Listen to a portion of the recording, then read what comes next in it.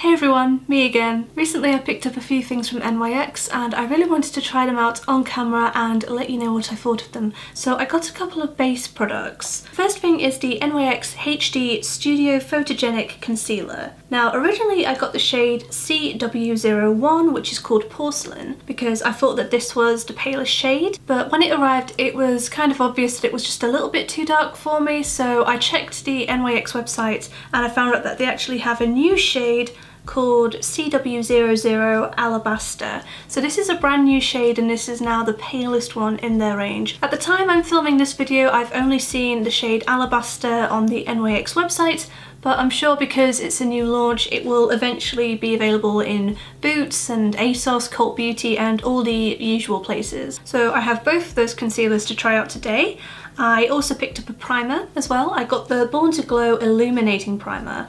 This sounds like just my cup of tea. I love primers that have a little bit of glow to them. And just because I am obsessed with foundations and base products, I also picked up the NYX Total Control Drop Foundation, and this is in the shade Pale, which again is the palest one in their range. I bought this online purely based on the pictures that I saw on their website and on swatches that I saw online, so I'm not quite sure if this is going to be a match for me, but this is the palest one in their range and usually that's the one I go for. So that's everything that I picked up, but before I put them on my face I'm just going to swatch them for you. First of all we have the Illuminating Primer here. It's a pure white with a bit of a silver sheen to it. It looks very glowy, hopefully that's picking up on camera. That looks really nice. And then we've got the foundation next to it. This looks very pale indeed. It looks like that is going to be either a good match for me or even a little bit too pale, which has never happened to me before. So that's going to be very interesting to try. And then we've got the concealers in Alabaster and Porcelain. So as you can see, Porcelain is definitely too dark for me. So it doesn't look that dark when you first get it out of the tube, but after a while it does turn into that nice kind of orange shade there. The Alabaster shade looks like it's going to be absolutely perfect for me. It's interesting that that's actually a little bit darker than the foundation, but I'm sure I'll find a way to make it work. I'm going to start out with the Illuminating Primer and I'm just going to apply that with my hands. This feels like quite a silicone-based primer, which I personally quite like. I feel like they really help my dry skin. I don't know if it's going to pick up on camera, but there is definitely a glow to my skin right now. I have definitely got a bit of a sheen going on, which I really like. If you've ever tried the L'Oreal Lumi Magique primer, it is incredibly similar to that. The colour is almost exactly the same. I thought that next I would take the concealer in the shade CW01 Porcelain, the one that's a bit too dark for me, and just put that underneath my eyes. Because this goes a bit orange on me, I thought that this could be almost a colour corrector, so I'm just going to try it out. It might work, it might not, but we'll see.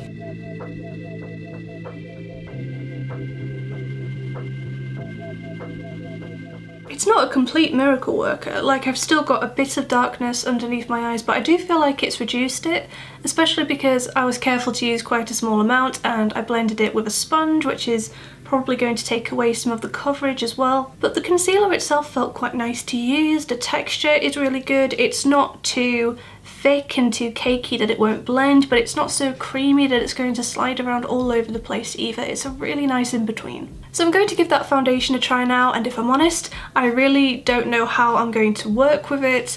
I've tried a foundation that was kind of a watery texture like that before from Makeup Revolution and it was a complete disaster, so I don't really know what tools are going to be best to apply it. I've just got a few on standby. I've been looking through my collection of brushes and I actually think the best one for the job might be this one from Primark, but there are loads of brushes like this. Makeup Revolution do brushes like this as well, but I thought that this might be quite good for it because it's quite dense. So I'm just going to try this on half of my face and hope for the best.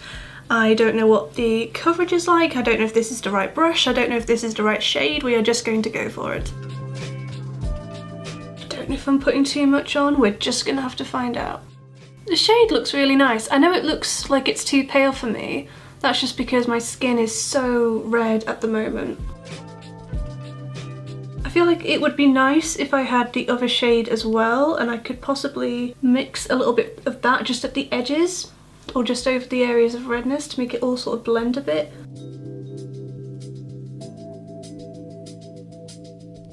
I feel like I've definitely chosen the right brush. I feel like I've got a really good amount of coverage from that, and it was really easy to apply. It didn't absorb all of the product, but I'm just going to go over a few areas with my damp sponge. This is the Real Techniques Miracle Complexion Sponge, and I'm just going to kind of pounce that in on a few areas where I maybe went in with a little bit too much foundation, or just areas that I couldn't quite get into with the brush. Just for the sake of comparison, actually, I am going to try to put on a little bit here with my makeup sponge and just see how that looks.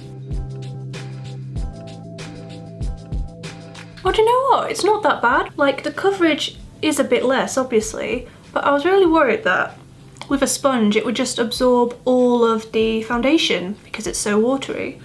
But actually it's okay. The finished result is still really nice. And then I think the best thing to do is to just build it up where you need it. So I'm going to go in now with the sponge again and just build it up over the key areas of redness around my face. One thing I will say is that I do feel like I'm using quite a bit of the product, and it's only 13 milliliters. Usually with foundations you get 30.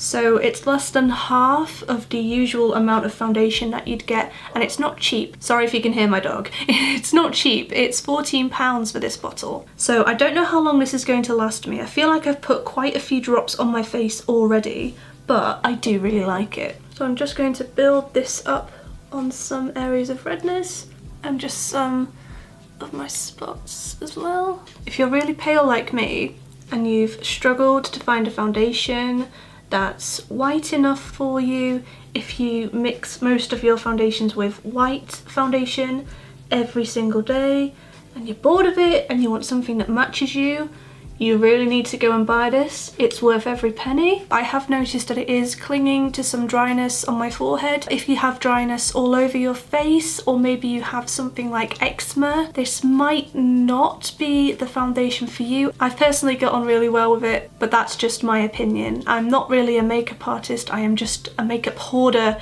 who happens to make videos and put them on the internet. I've just noticed that my ears look so red in comparison to my face.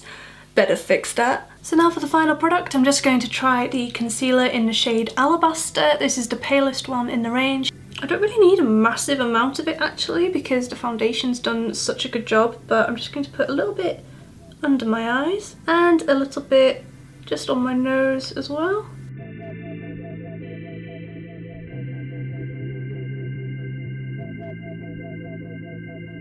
I just realised I did that whole thing without talking because I apply concealer with such military precision, but there we go. I noticed that the concealer doesn't cover my spots quite as well as the Collection Lasting Perfection concealer, but that one is several shades too dark for me. I like the concealer, but if there has to be a least favourite product out of this video, then it's going to be the concealer. It just doesn't like wow me as much as the other two products did. I really like the primer. I feel like the rest of my makeup went on really nicely on top of it. I really like the effect that it gave. In fact, I'm going to put on a little bit more now as a highlighter. And I'm just going to really lightly tap that in, try not to disturb the foundation too much. So I do really like the primer as well, and I really like using it as a liquid highlighter. I feel like it's quite versatile, and the foundation has completely blown me away. I did not expect to love it as much as I do, but I'm just going to put on the rest of my makeup and then I will let you know if I have any more thoughts. So I've done my full face of makeup now, as you can see. I found that when I put powder over the top of the foundation, things did start to look... Hello?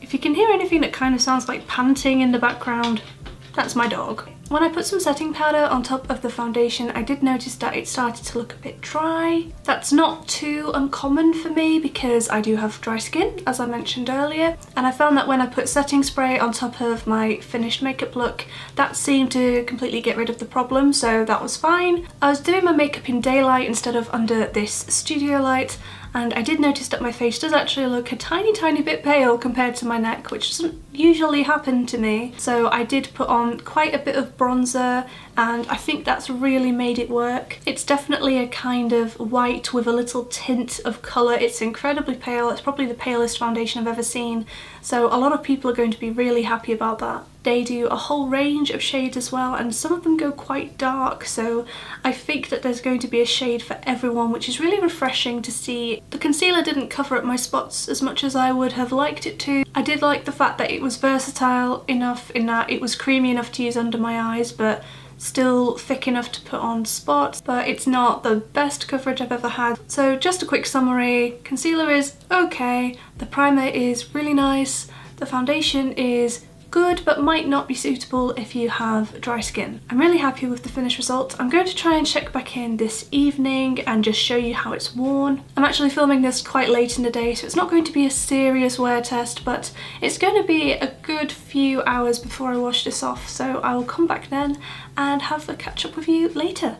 Hey everyone, so it's been about 3 hours since I applied the makeup, and I know that that's not the longest wear test in the world. However, because it's been so hot and humid today, I feel like that's really kind of accelerated the wear time of my makeup, so I thought now would be a good time to check in and just let you know how I've been getting on with it. I have noticed that the foundation has broken down around my nose, which isn't surprising because I have a cold, but it does look like it's broken down around some of the dry skin. It's also broken down around my mouth, especially around my upper lip. The primer's been doing an absolutely wonderful job of making my skin look really glowy. I feel like a lot of the concealer has worn away a bit, especially around my blemishes. Neither the primer or the foundation or the concealer have any claims of being heat proof or long lasting or anything like that, so I feel like they've done really well. I've got a bit of dewiness coming through, but that's what you would expect. If you're looking for a foundation that's super versatile, that you can wear really sheer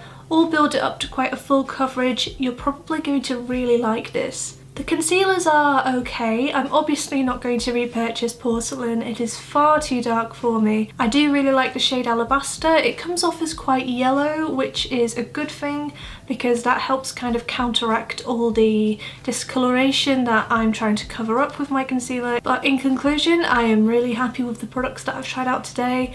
I've been trying more and more products from NYX recently, ever since I picked up a few of their bits when I went to Belgium, and I'm so happy that I've started dabbling more into the brand. They are a bit more expensive than usual drugstore prices, but I've really liked everything that I've tried so far. Thank you so much for watching this. I really hope that you found this review helpful. Let me know in the comments if there are any other products that you would like me to review. I'm always looking out for new foundations and concealers from the drugstore that are pale enough for me, so if you have any recommendations, do let me know. Subscribe if you're new around here. I do lots of reviews just like this one for pale skin, and I make a new video every Sunday at 9 AM. It would be so nice to have you back, and I'll see you guys next week.